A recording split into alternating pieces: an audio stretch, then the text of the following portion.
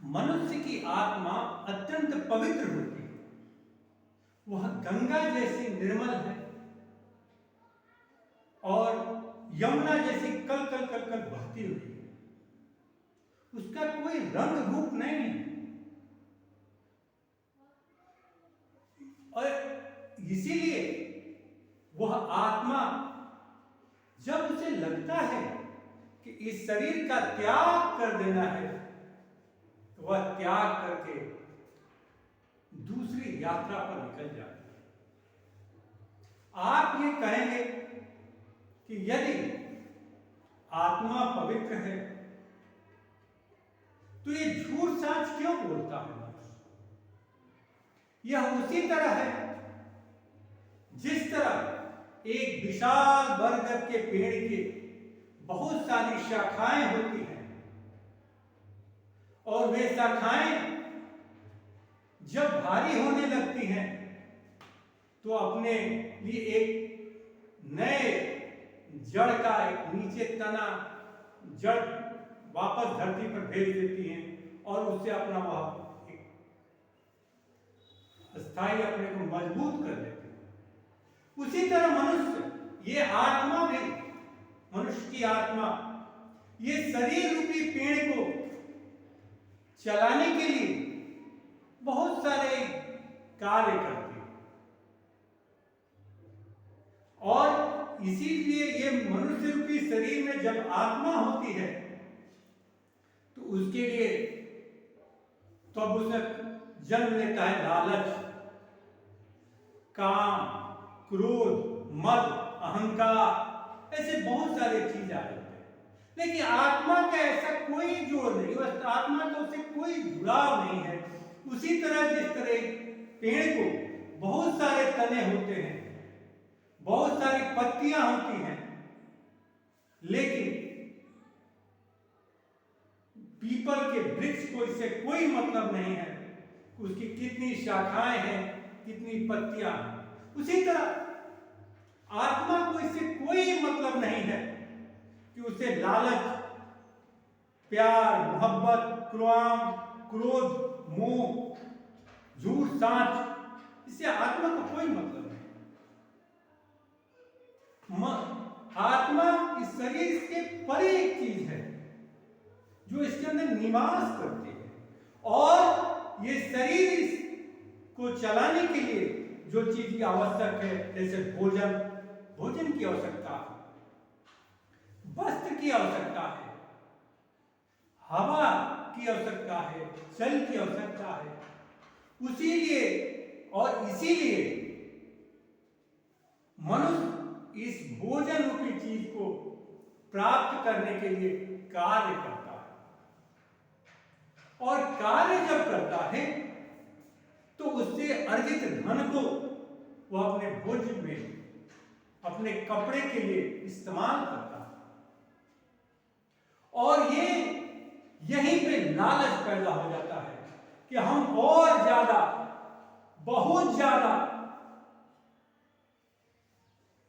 धन इकट्ठा करें जो कभी खत्म ही नहीं हो, जबकि ये सत्य है कि हम कुछ भी लेकर नहीं जाते, लेकिन हम लगातार झूठ साच, गलत सही करते रहते हैं ज्यादा से ज्यादा धन इकट्ठा करने के लिए। आत्मा ये बार बार कहती है कि तुमको इसको लेके नहीं जाना है, तो भी मनुष्य जो है इसके लिए सतत प्रयत्नशील रहता है, सतत प्रयास करता है, लगातार कोशिश करता है। लेकिन संतोष भी एक ऐसा चीज है जो संतोष आते ही मनुष्य इस सब चीज से परे है।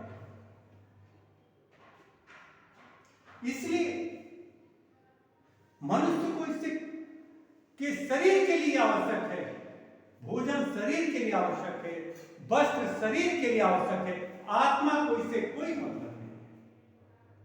आत्मा न वस्त्र लेके जाती है, न भोजन लेके जाती है, न धन लेके जाती है, न घर लेके जाती है, न अपने पत्नी को लेके जाती है, न बच्चे को लेके जाती है। लेकिन समाज में रहने के लिए जब शरीर आता है तो ये शरीर सारी चीजों की व्यवस्था करता है। उसी तरह जिस तरह घर का निर्माण होने के साथ हम उसमें प्लास्टर कराते हैं, रंग रोगन कराते हैं और सुंदर लगने के लिए घरों में टाइल्स लगाते हैं, बिजली की व्यवस्था करते हैं, इसको घर से कोई मतलब नहीं है। घर कि आप घर में व्हाइट वॉशिंग करा रहे हैं कि चूना लगवा रहे हैं कि पुट्टी लगवा रहे हैं कि पेंट लगवा रहे हैं, इसको घर को इससे कोई मतलब नहीं।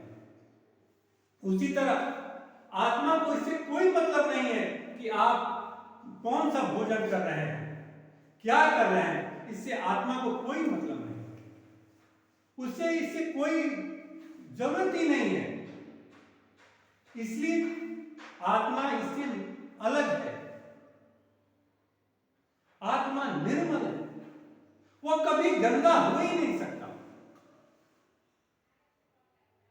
इसलिए मनुष्य को कभी भी वैसे काम नहीं करने चाहिए जिससे आपको आत्मग्लानि हो कि मैं ये काम किया जो गलत है। ऐसा कभी नहीं करना। और जब करेंगे तो उसका परिणाम भी आपके पास आएगा। आप कमाइए, ईमानदारी से कमाइए, सच बोल के कमाइए, आप रात को बड़ी आराम से सोइए। वही आप चोरी करके, झूठ कर बोल के, गलत ढंग से कमाएंगे, रात को आपको खुद आपको लगेगा कि आज मैंने कुछ गलत किया है। जब आप अपनी समीक्षा करेंगे तो आपको लगेगा आपने कुछ गलत किया। आज आप कुछ गलत करके पैसे लेके आ रहे हैं। आप सोचिए जिसके लिए पैसे लेके आ रहे हैं, क्या वह आपका साथ देगा? वह तो आपके धन का उपभोग करेगा, आपकी कमाई में पैसे का इस्तेमाल करेगा, लेकिन क्या वह आपका मरने के बाद आपके साथ जाएगा? नहीं जाएगा। अगर जाने की नौबत भी आएगी तो बोलेगा कि मैं क्यों जाऊं तुम्हारे साथ, तुमने गलत किया है, तुम जानो, मैं नहीं जाऊंगा। और आज तक ऐसा हुआ भी है। कभी भी एक शरीर के छूटने के बाद दूसरा शरीर उसके साथ नहीं जाता, दूसरी आत्मा उसके साथ नहीं जाती, क्योंकि आत्मा स्वतंत्र होती है। आत्मा को इससे कोई मतलब नहीं है, क्योंकि आत्मा निर्मल है। या वह आत्मा वह चीज है जिसमें कोई दाग नहीं लगाया जा सकता। ये जितनी गलत कार्य हम करते हैं इस शरीर के लिए करते हैं, और ये शरीर तो जाता नहीं, शरीर तो नहीं रह जाता है। इसलिए हमें भी कभी भी गलत कार्य नहीं करना चाहिए। आत्मा एक वृक्ष है जिसको कोई मतलब नहीं कि उसकी कितनी शाखाएं हैं, कितनी पत्तियां हैं। आप देखते होंगे पेड़ों से पत्तियां साल में झड़ जाती हैं, हट जाती हैं, गिर जाती हैं, तो क्या पेड़ रोने लगता है? नहीं रोता। पेड़ की टहनी काट दीजिए तो क्या पेड़ रोता है, कहता है, चिल्लाता है? नहीं चिल्लाता। उसी तरह आप झूठ बोले या सच बोले, सही ढंग से पैसे कमाएं या गलत ढंग से, आत्मा को इससे कोई मतलब नहीं। आप अच्छे कार्य कर रहे हैं, आपको अच्छा मिलेगा। आप गलत कार्य करेंगे, गलत मिलेगा। भगवान कृष्ण गीता में कहते हैं, आत्मा अपने एक समय के बाद शरीर को छोड़ के दूसरे शरीर में चली जाती है। उसी तरह जिस तरह मनुष्य एक कपड़े को पुराना हो जाने के बाद उसे त्याग देता है और नए वस्त्र धारण कर लेता है, उसी तरह आत्मा भी एक समय के बाद इस पुराने शरीर को छोड़ देती है और दूसरा शरीर धारण कर लेती है। हम भी अपने जीवन में अगर किसी किराए के घर में रहते हैं और जब हमें लगता है कि ये घर हमारे रहने लायक नहीं है, तो हम इसे छोड़ देते हैं और दूसरा घर किराए का ले लेते हैं। उसी तरह ये आत्मा भी हमारे शरीर में किराए के रूप में रहती है, और जब उसे लगता है कि ये शरीर अब मेरे लायक नहीं है, तो ये शरीर को त्याग कर दूसरे यात्रा पर निकल जाती है और जो ही उसे उसके अनुकूल वातावरण मिलता है, उसके अनुकूल मदर, माँ और पिताजी, फादर मदर मिलते हैं, तुरंत वह शरीर धारण कर लेता है। इसलिए हमें इससे कोई भी घबराने की जरूरत नहीं। मरने के बाद क्या होगा? आज तक किसी ने आकर बताया है कि मरने के बाद ये होता है, वो होता है? मरने के बाद हम देखते हैं कि वो लोग दान करते हैं। क्या आत्मा ने कभी आकर कहा है कि तुमने दान ये क्यों नहीं किया, वो क्यों नहीं किया, मैंने इतने धन इकट्ठे किए थे, तुमने मेरे लिए ये दान नहीं किया? आत्मा कभी नहीं। क्योंकि अगर आत्मा को इससे संबंध होता, इस कमाई से संबंध होता, और धन जो अर्जित किया है शरीर, उससे अगर उसका संबंध होता तो वह आगे कहता, ये बताओ, ये मैंने घर बनाया, ये धन इकट्ठा किए, सोने खरीदे, चांदी खरीदे, ये बिल्डिंग बनाई, ये बैंक बैलेंस बनाए, उसको तूने मेरे को क्यों नहीं दिया? वो कहता ही नहीं। क्यों? कि उसको इससे कोई मतलब नहीं। आप भी सोचिए, आप इतना धन कमाते हैं, वैभव ऐश्वर्य इकट्ठा करते हैं, अगर आप जब अंतहीन यात्रा पर जाएं, शरीर छोड़ के जाएं, तो क्या आप इसे लेकर जाएंगे? अगर ये आपका अपना होता तो जाता। उसी तरह जब आप एक घर बदलते हैं और दूसरे घर में जाते हैं, तो आप उस घर के सारे महत्वपूर्ण सामानों को, जो आपके काम लायक होता है, उसे आप इस घर से लेकर उस घर में चले जाते, बेकार चीजों को छोड़कर।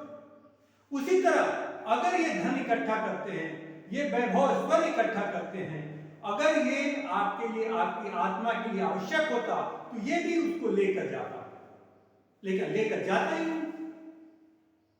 क्योंकि वो जानता है कि इससे इसको कोई जरूरत नहीं है, ये सभी नश्वर और बेकार की चीजें हैं, ये केवल शरीर को चलाने के लिए चीजें, शरीर रूपी घर को ठीक करने के लिए चीजें। उसी तरह जैसे घर में टाइल्स लगा दो, कपड़े लगाए, कॉटन पर्दे लगा दो, व्हाइट वॉशिंग करा दो, पुट्टी करा दो, पेंट करा दो, घर सुंदर दिखने लगेगा। उसी तरह शरीर के लिए, लेकिन शरीर से आत्मा को कोई मतलब नहीं। आप कपड़े पहने तो ठीक, नहीं पहने तो ठीक, सबके लिए आत्मा स्वतंत्र। धन्यवाद, नमस्कार।